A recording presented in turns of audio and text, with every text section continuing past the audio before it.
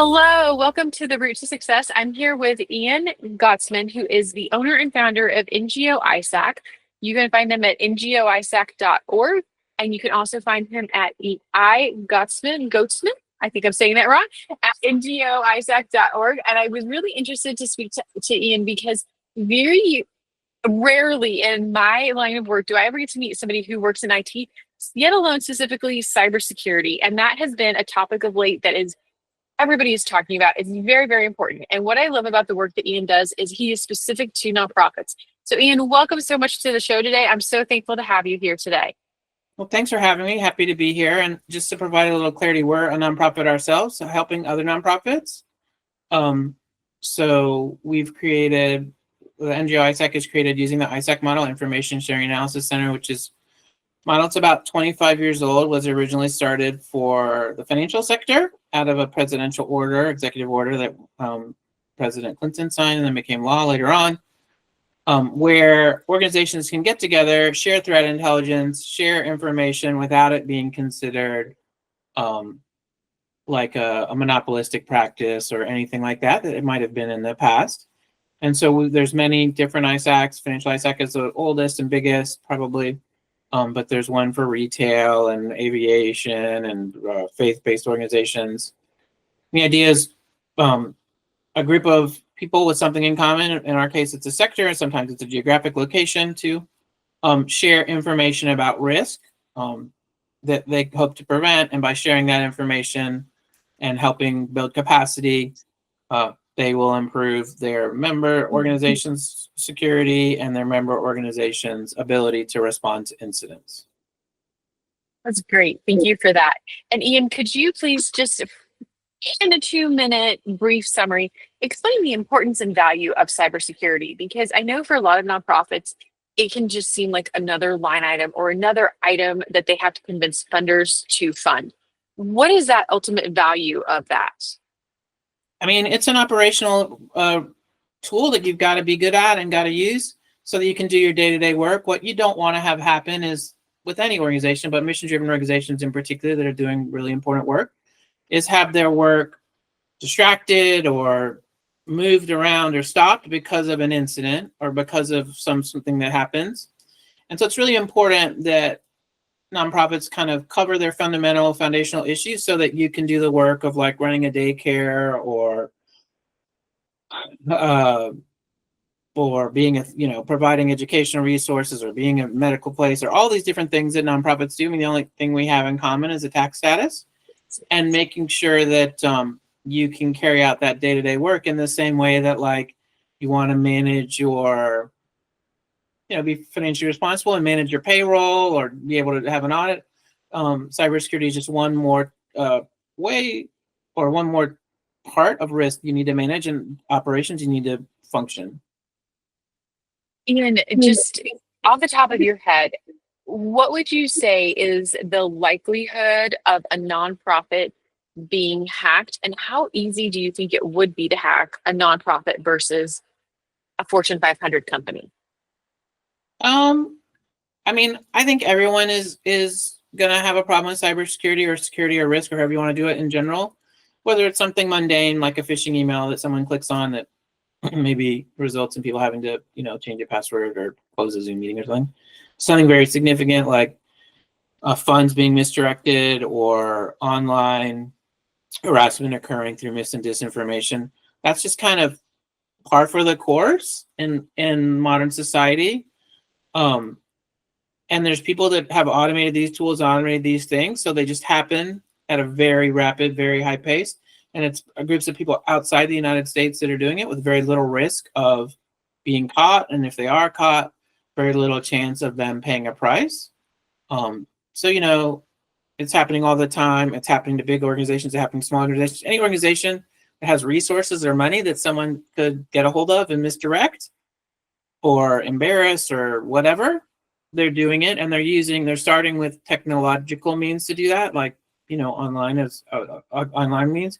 And sometimes that will spill into offline activities, like people will start by saying and doing terrible things online, and then those will spill into things offline. Which you saw a lot around the election space and the elections in 2020. Mhm. So, Ian, I have to ask, what is your passion? Why does this work drive you? And how did you get to this work? How did you land in this? Sure. My passion is really in nonprofits and in civil society. Like about 30 years ago in graduate school, I got a degree in public administration and really thought about like, how can I take my skills that I've had developed in graduate school and growing up and in undergraduate school, how can I take them and make sort of, make a difference, make an impact? A lot of people in my family are teachers. That's what my wife does. That's what my mother does, because she's retired, but you're still a teacher, even if you're retired, right? My dad, a bunch of people. I didn't really have that skill set, so that wasn't how I was going to make that sort of impact. And then other people in my family were social workers. My sister has done that. She helps people with HIV/AIDS. I had an aunt who ran a social work agency that helped people reunite with their reunite with their biological parents, biological family. And so I saw that growing up and saw the impact that people could make with their work and thought, oh, well, that's what I want to do. But I didn't really have the skills to do it in the same way some of the immediate people around me. And I have grown up using computers. My handwriting is terrible, so I typed everything from about the age 6 on.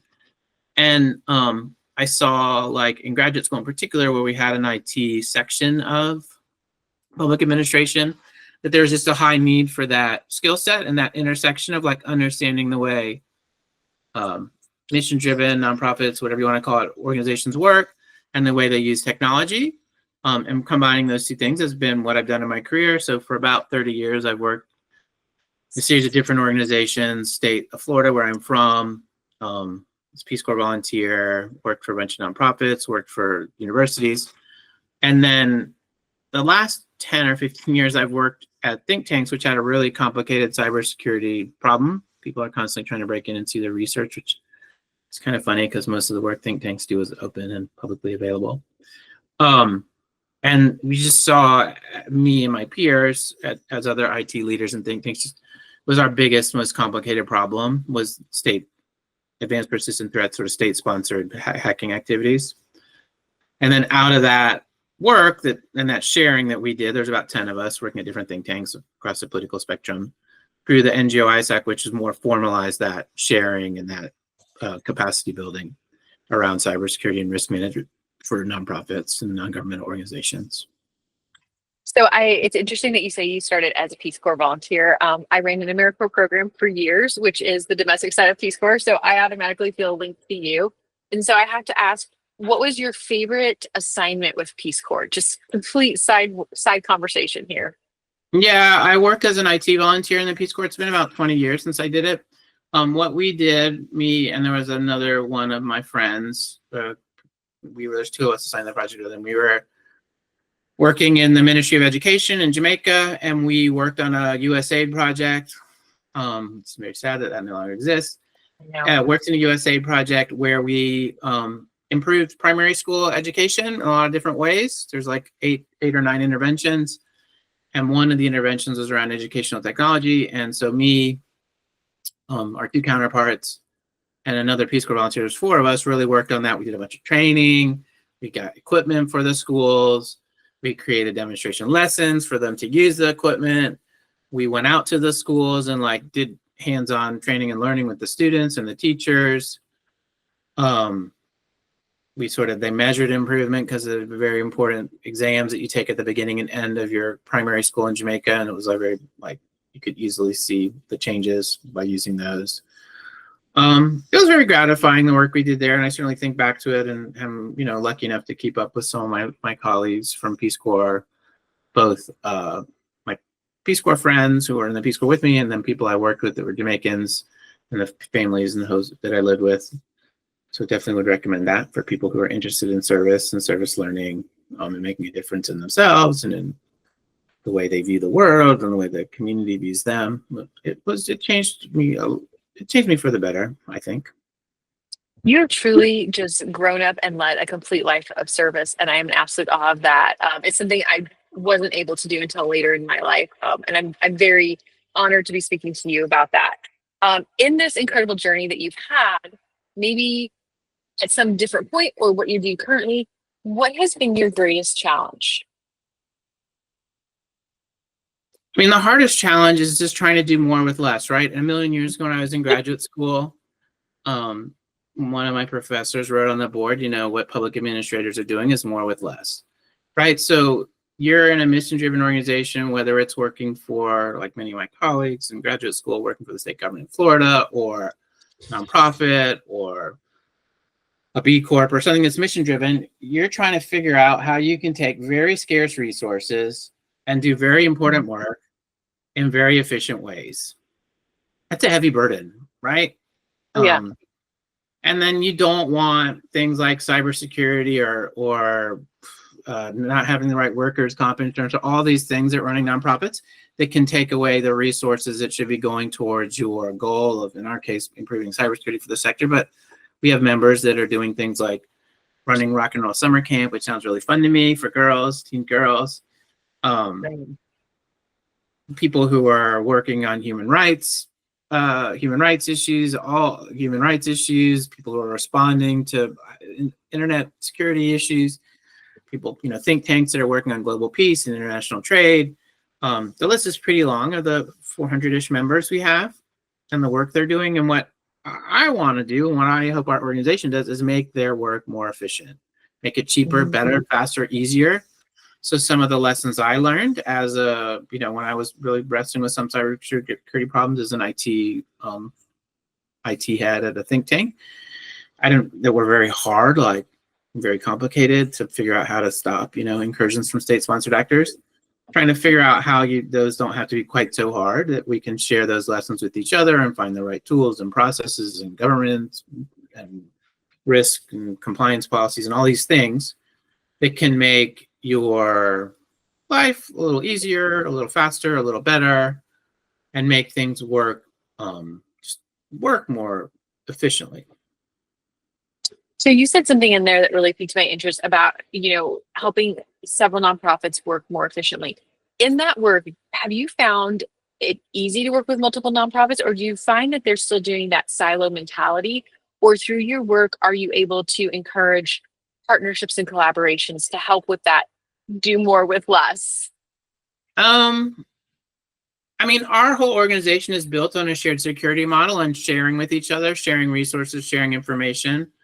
So people who want to join our community hopefully are aware of that. We've sort of hopefully, onboarded that and do that. It's not one of the things that kind of separates our ISAC from some of the others. I have colleagues that have a background and have talked to others. So we're not really competing, right? Like, I'm a nonprofit. I run a daycare. The other nonprofit here maybe runs a high school. Another nonprofit, I don't know, runs a camp, runs a park or something. Because I'm providing service to a family and that has kids in my daycare, doesn't mean that the camp around the corner can't provide service, and doesn't take away from my work in any way. Whereas, if you're a financial institution or a financial organization, you may be competing for the same customer, the same dollar, the same that. So some of that sort of competitiveness is taken away just because of the commitment that nonprofits share. There is obviously a little bit of siloed nature and the work that every organization does. But I think that there's an interest in making cybersecurity easier and figuring out tools and processes to do that and to help each other. The people in large organizations, like big grant making organizations, are in our community and they have full staff of people, 5, 10, 20 people dealing with cybersecurity. And then there's and that may be bigger than some of the other organizations, full stop. That may be bigger than the whole organization. They may have a budget bigger than the whole organization. And they're still willing to figure out oh, here's some tools I've used in my past or we've given to our grantees that I'll share with our community or share advice on or people to talk to. We also see that with our private sector partners. We have about 50 different private sector partners that are in our community, a little less than that. And they do compete fiercely for money, for technology, for staff, for resources. But you don't see that in our community. You see people sharing threat intelligence, helping these nonprofits do their work.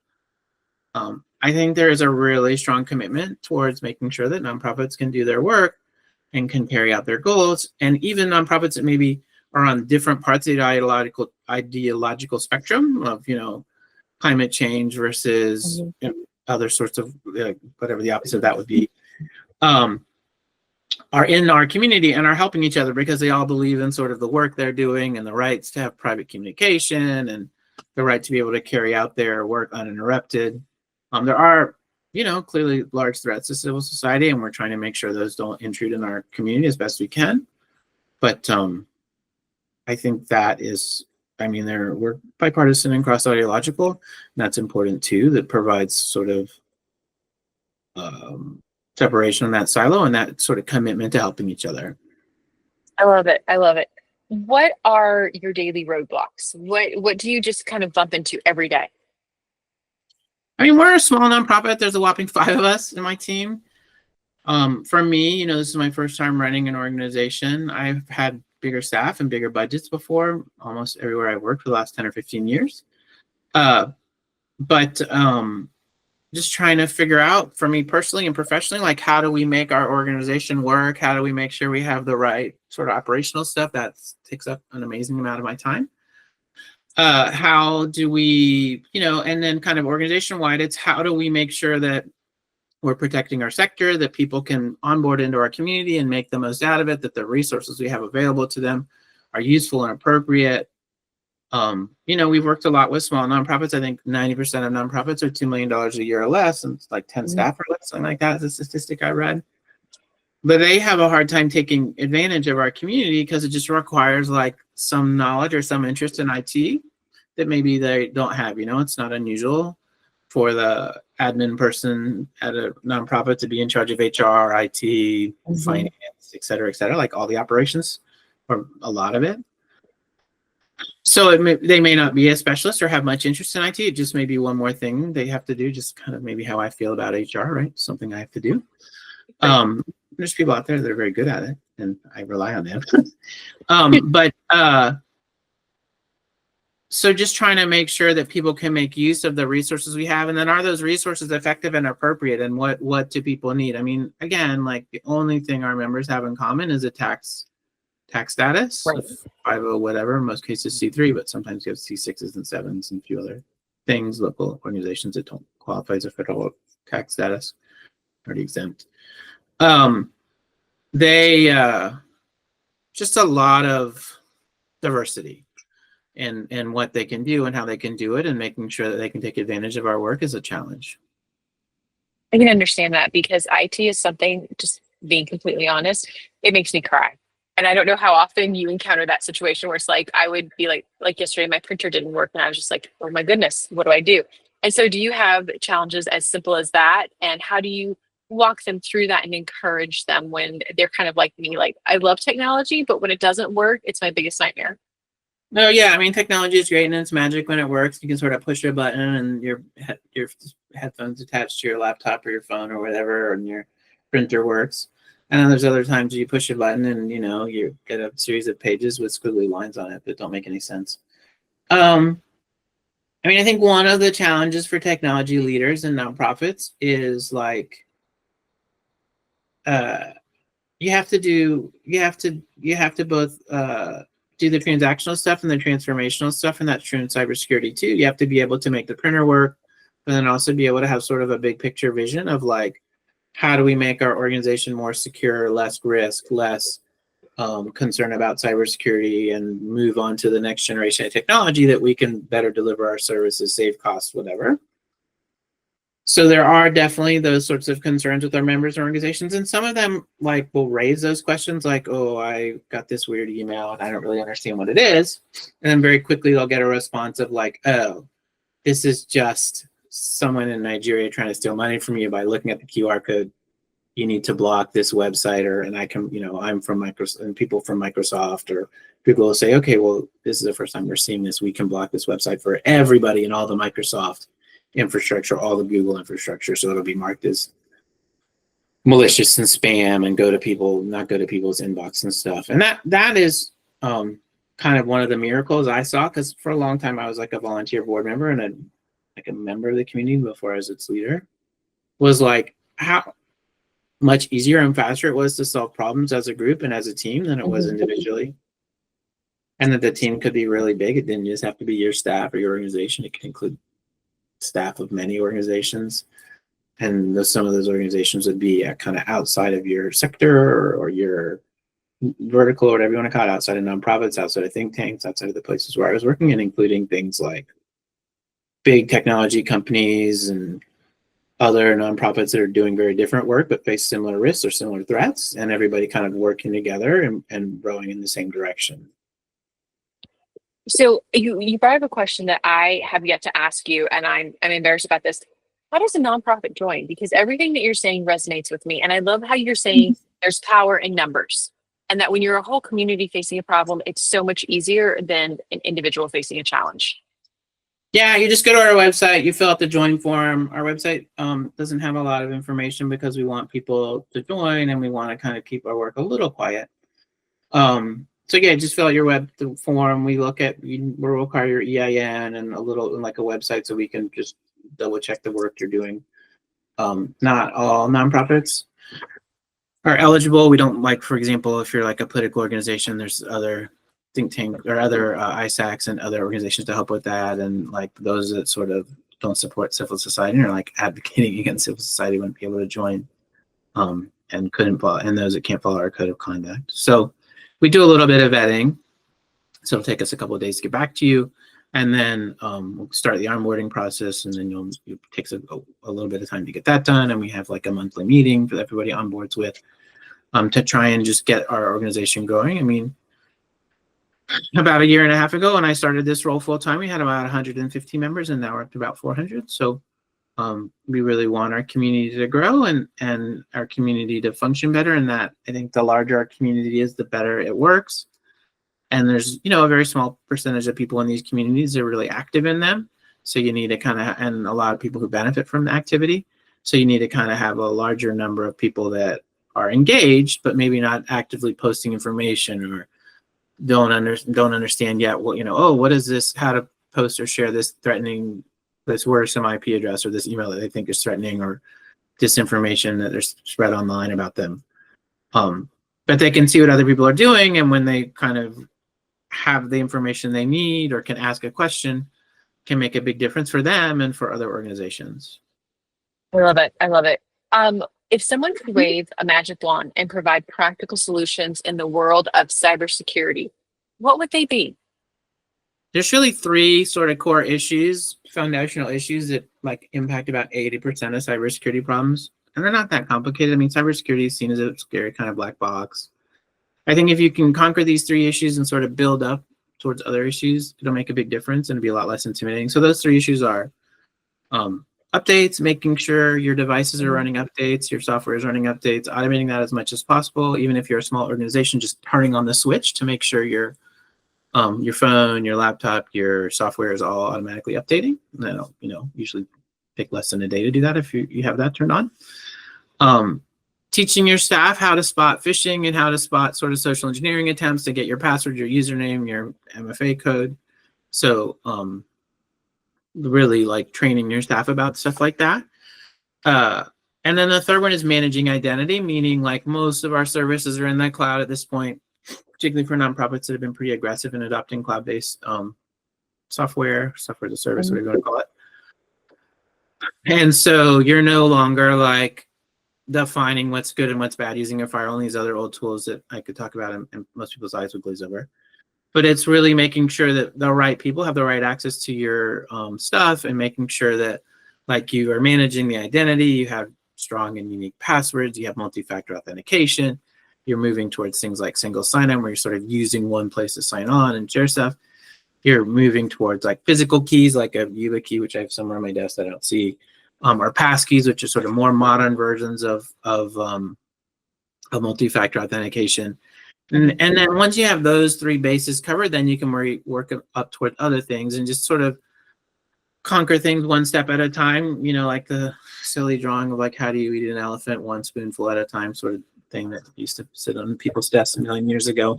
That's, I think, the same thing with cybersecurity. It's really easy to be intimidated and frustrated and go on to do something more easier or something you're better at.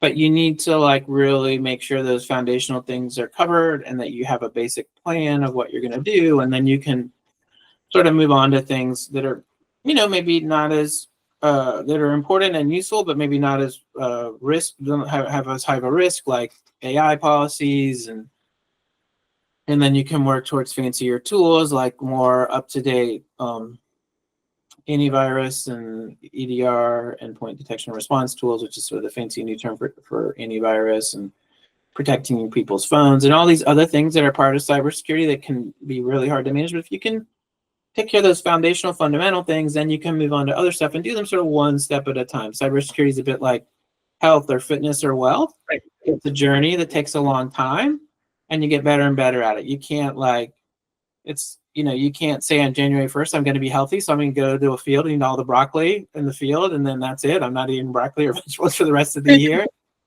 You can't. The cybersecurity is the same sort of thing. You have to kind of do it one step at a time, one piece at a time, and sort of move up from foundational stuff to intermediate, advanced, etc. And there's always something to improve on, and there's always like a place where something can go wrong, because cybersecurity is a bunch of people trying to do the best they can, where they can make mistakes, and one person's mistake at a big, huge company like Microsoft or Google or Apple can impact everybody using that tool.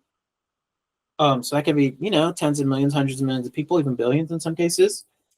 Or it could be that mistake could just be you, just your email, just your WhatsApp, just your whatever. So you just have to, do the best you can, be forgiving of when mistakes happen, and try and manage that risk and mitigate it so that if there is a mistake, that it's minimized. It's not like if somebody gets into your email that they don't get into all your other systems, or they don't get into, because you're using the same password over and over again. They don't get into your financial systems, that people only have access to certain people only have access to certain things based on their role and the risk that they have, and not everybody's an administrator, and all these sorts of stuff you sort of know instinctively, or because you've heard a million people like me talk about it. But there's reasons why you have to do it, and there's processes to help make it easier and better, so that it's not quite so painful when you go through those steps. I like that. That was a good answer. Okay. What advice would you offer to someone considering a career leap to follow their passions, and specifically to work in cybersecurity? What's the best way to get experience? Well, do it, right? Like, even if it's not a career leap, doesn't necessarily have to mean it suddenly magically becomes your 9 to 5.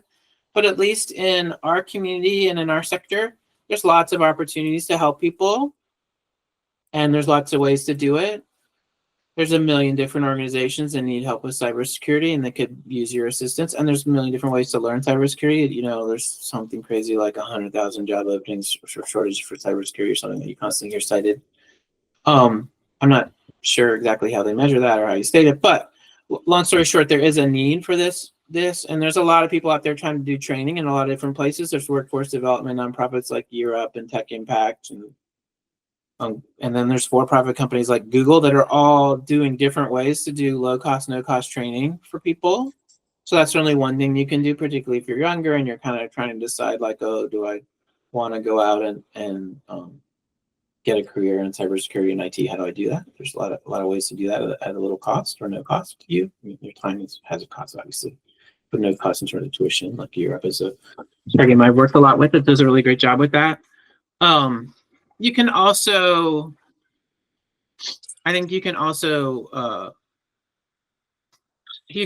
search around and learn through YouTube and all these million other resources, and just ask the IT person in the place where you work, or your local teenager, or all these other sort of informal resources you have. They may have formal ideas and formal places. You can certainly join our organization if you're a nonprofit, or if you're interested in cybersecurity. We do have some ways to help and to volunteer and to do things. And we're trying to be a way to build capacity and resources for our organizations, or our members, or member organizations in our sector, and trying to really, push a big rock up a small hill, or a big hill. I don't know. Hopefully it doesn't roll back down. Anyways. Ian, thank you so much. You provided a lot of good information there. What closing thought would you like to leave everybody with about your passion, following your passions, and a life of service? I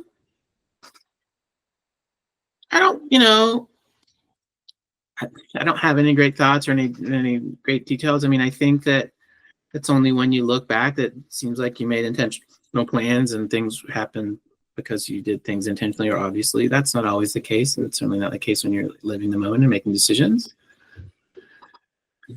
So, you know, a vision, what is it? Everything is clear and vision is clear when you look backwards, or 2020 when you look backwards, or whatever that phrase is, and I'm misquoting. I think that, you know, you need to find something you're passionate about and you enjoy, whether it's service that I've done in my career, or, you know, being an engineer that I know a bunch of my uncles did that. I think about 3 uncles who worked as engineers and sort of built things in both electronic and physical, or teaching, or all of these things that, like, you need to sort of find that intersection of where your skills are and where your passion is and where there's availability. I mean, I might be passionate about horses and good at horseshoe making, but there's probably not as many jobs in that as there once were, you know, before cars existed. I don't know who's a furrier in this day and age. I'm sure someone is. But you need to kind of figure that out. And it's not something that comes easy or fast. It certainly didn't for me or for most of my peers that are, you know, in our middle age or older. But it'll happen over time, and you'll figure out where it is. And there's the sort of compromises and joys and that life brings to you, and the things that you can't compromise on. I don't know. I wish I could say that you need to go to this university or go to this training program or listen to that teacher or that relative, but it's not as simple as that. But it isn't that complicated either. So I don't know. I don't know what the answer is. I think you gave a very good answer. I will say, in the 45 years that I have been on this earth, it wasn't until this past Sunday, so I guess 45 years, that I really got the insight into what it is I want to do and be when I grow up. And so I would say just always being open to that and asking yourself that question and listening to what's around you. Because for me, I find answers in nature. I don't know, you're probably different. You find answers somewhere else. But when I ask a question and spend time in nature, it comes. Yeah, I mean, that's not exactly me, but I do think that you sometimes find those answers in places you don't expect them, and you ask those questions. And I remember, we're around the same age, 35 years ago when I was in high school, one of my teachers, my journalism and English teacher, one called Miss Saylor, saying, you know, in your lifetime, you'll have 3 or 4 careers, all of which will be different, all of which, you know, will be different and may change. And what I'm teaching you now in high school, a lot of it won't help you with that. It'll be different, but it'll be, you know, this will be a foundation of what you can build on. That's really proven to be true, that I personally have done a lot of different things. I worked as a web developer. I ran IT for like large nonprofits or medium-sized nonprofits. I'm now leading a nonprofit. I don't know where I'll be 10 or 12 years from now. You know, I still have about 20 years left until I retire, and a little longer, hopefully. I don't know where I'm going to be and how I'm going to look, but I do know it's going to be different. And that, like, being in one job for your whole career is pretty unusual in this day and age. And the people that are in one job for their whole career, like, both my parents actually did that. Their career changed around them, even though their job didn't. You know, my mom was an elementary school student, and elementary school teacher. And every year she got a new group of students, right? The students changed, the curriculum changed a little every year. My mom taught different classes. My wife was a teacher, similar sort of issues, not issues, but similar sort of things. My dad was a college professor, same thing. You know, the technologies changed around him. The students changed every year. The research that he was doing changed a little bit each year. I think that if you're in a small and medium-sized organization, things can't change around you, so you change the organization or your role in the organization more significantly than my parents did. Or if you do see that sort of change, and that's like, you know, that's the only constant you have in your career is that change, and in your life really too. And you want to make that change meaningful and important and rewarding. That's kind of what I want to do. That's what I've hopefully done in my career. And you also want it to be enriching, both personally and professionally, and not like, it can't be like too much or too little that you like sort of can't carry out your basic functions of life. You can't do things outside of your whatever because your basic needs aren't met. Yeah, I agree. I think it's really being open to that change and really following every opportunity and seeing where it leads and not being afraid. Yeah, and that's easier said than done. It's scary, right? You know, Oh yeah. my son is just starting school, and he was very confident, and oh, you don't need to worry about me. And he's been there for a few weeks, and now he knows that maybe it's a little harder to buy bananas than you thought, and get your shampoo than you realized when. And the same thing's true at any sort of inflection point in your life. I think when I was dropping my son off, I thought a lot about how much it changed when he was born, and how much my life changed. And how much your life changes when you get a new job, or when you get a new role in your family or in your community. And again, you can't master the change around you, but you can decide to some degree, and you can make a difference. I just saw a colleague who, like me, had done a bunch of international work in her career and had worked in volunteer organizations and USAID and faith-based organizations internationally, and kind of very bothered by what's happened to those sorts of organizations, and posted on her LinkedIn, like, you know what, I can't control a lot of those things, but what I can do, I'm going to run a 5K. I'm going to raise $5,000 for organizations that I believe in and that I'm passionate about. And if how many of her followers on LinkedIn, she'd done the math very precisely, each gave $5, I'll do that. And that's kind of struck me, right? Like, you can all make that little difference. Maybe we can't all run 5 miles, but we can do a million different little things in our lives and in our communities, whether it's, picking up trash in our neighborhood, or simple things like that. I just saw one of my neighbors at the school across the street was over there, like, cleaning up the school for its first week. She doesn't have kids there anymore. Her kids are older than mine. They're young adults. And it just struck me as, like, this is a person that cares about our community and isn't doing this because she wants other people to see it. She just drove by the school, saw the sign had some trash and needed some weeding, stopped her car and did it. Yeah. And I think if everybody did that when they saw the sort of stuff in their community they didn't like, it would be a lot better and a lot easier. And maybe I'm an optimist, and maybe I kind of have too much of optimism, too much empathy, but I think that, like, if we all just take a little bit of time and energy and effort, we can make a big difference. And it doesn't have to be the core of what you do in your work, that core everything you do, but, like, just simple acts of kindness and simple gestures can make a huge difference. I agree. I've always said it's do what you can where you are with what you have. Make those small changes and it'll have a huge impact. And I think I don't think you're an optimist. I think you're being practical, because that's how true change comes, is when we all just do a little bit and we all add to it. Yeah, and I think there's a time now where people don't see like they have a lot in common, that how you vote or where you live or what you do for a career somehow determines your outlook on life. I think we have a lot more in common than we realize. And that if people sort of met across these different arbitrary boundaries that are around us, it would be a lot better off, and that there are people that are exploiting those little differences to make profit for them, or make things easier for them to do things that maybe aren't the best for the majority of people, but are the best for a small number. Yeah, no, I agree. And I will say, as you've noticed, my background is different, living in an RV and an RV life. I will tell you that levels the playing field a little bit, and you'd be surprised of just the conversations you have around campfires, or the conversations you have when you're out walking your dog, and everybody's just a little bit more sane here. And my daughter and I often say this lifestyle feels like you stuck back to the 1950s, because if somebody's out working on their RV, somebody will walk up and say, I have that part, would you like it? And so I think it's kind of more of that world of what you're talking about. And it's a nice place to be on days when the news isn't so nice. Yeah. I mean, it's different. My wife had a coworker or a peer, another teacher at her school, who took a year off school when her son was in the 4th grade, because you get the past all the national parks when you're in the 4th grade. And she and her son spent a whole year. She homeschooled him, I guess.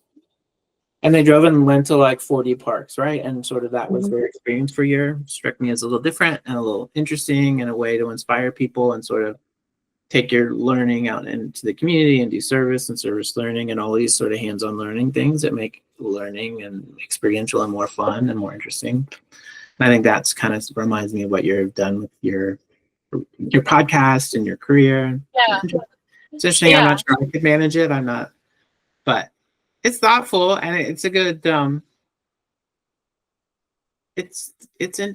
like it started this conversation and probably a lot of other conversations, It not does. just around nonprofits and technology and the stuff we're talking about, but like you said, around the campfire, around the Mhm. community where you're traveling, and there's probably places in the country that you never thought you'd see that you're seeing now.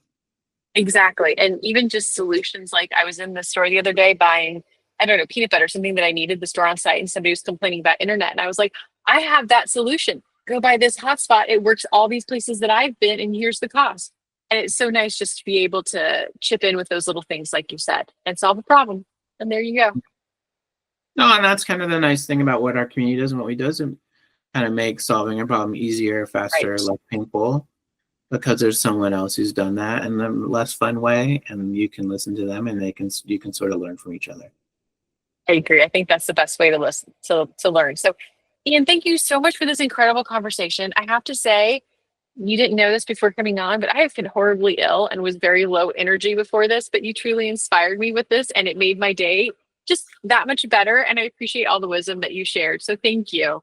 No, yeah, happy to do it. Let me know what I can do, and then I can share the podcast or whatever with our community. So, and good luck with Thank you. everything. It's really got an Thank, interesting, fun thing going on. I will. Thank you so much. I'll talk to you soon. All right, bye.